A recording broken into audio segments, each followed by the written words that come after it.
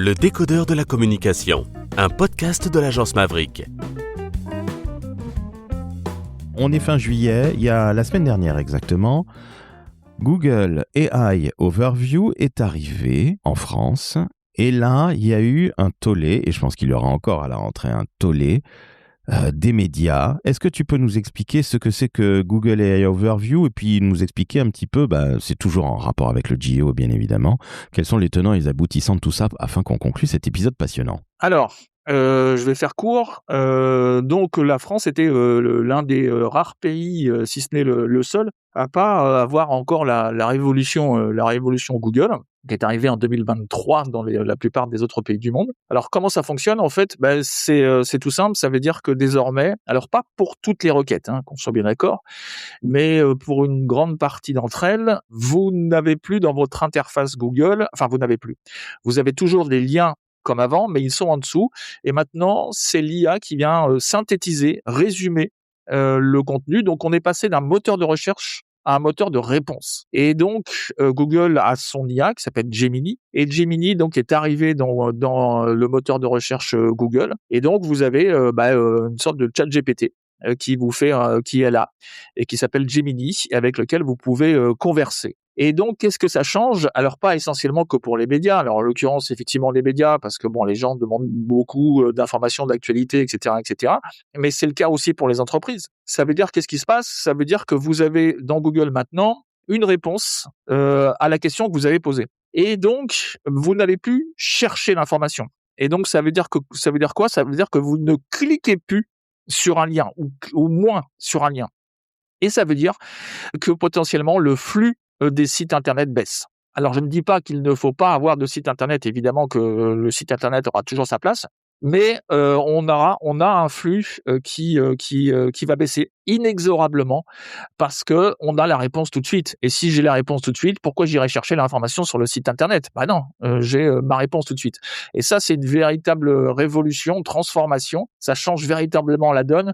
Et de plus en plus, les gens vont vers des moteurs de réponse plutôt que des moteurs de recherche. Parce que c'est plus rapide, c'est plus simple. J'ai la réponse tout de suite, donc je vais pas aller cliquer sur le lien du site internet pour aller lire un article ou aller chercher une information. Et business aidant, évidemment pour les médias qui vivent aussi de la publicité et donc du flux de leur site internet. Si c'est en baisse, moins de flux, moins de publicité, moins d'argent, ça pose des problématiques, ça c'est sûr.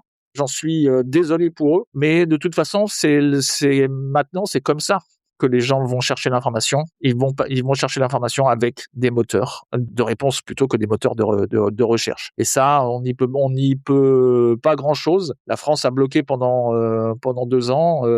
Il fallait bien que ça arrive aujourd'hui. Les États-Unis, les médias ont vu leur flux aussi baisser. Voilà, c'est comme ça. Maintenant, là aussi, il faut savoir faire autorité avec ton site internet pour apparaître maintenant dans ces blocs de réponses. Et on va voir comment ça va évoluer, mais c'est une vraie révolution de notre recherche d'informations quand on pense qu'on a connu Google avec des liens pendant 25 ans, mais maintenant voilà, ça devient différent, on bascule dans un autre monde et qui va sans doute évoluer encore dans les prochains mois, et c'est ce que je trouve passionnant, moi. Alors peut-être énervant, flippant, bluffant pour d'autres. Moi j'observe ça avec passion et intérêt. Je pense que les éditeurs médias, quels qu'ils soient, ont extrêmement peur parce que tu as raison. Tu tapes une question et tu as une réponse qui est claire, nette et précise, qui est en 3 lignes. Et je vous invite à faire ce genre de choses-là. Vous serez très, très, très surpris. Et c'est arrivé la semaine dernière. On enregistre avec Sébastien le 27 juillet 2026. Donc, c'est arrivé la semaine dernière et c'est bluffant. Mais ce qui fait extrêmement peur, c'est pour les rédactions. Ça veut dire que si les gens ne cherchent plus, soit disant parce qu'ils sont feignants ou tout simplement parce que les choses ont changé, il ne faut jamais l'oublier, on va pas nécessairement aller surfer sur le site ou essayer d'en savoir un tout petit peu plus. On va se contenter de la réponse IA qui fait autorité. Et donc là, encore une fois, je reviens sur ce mot autorité. Si vous voulez, vous les marques, et ce ne sont pas que les médias, apparaître dans les réponses de ces LLM, de ces IA génératives.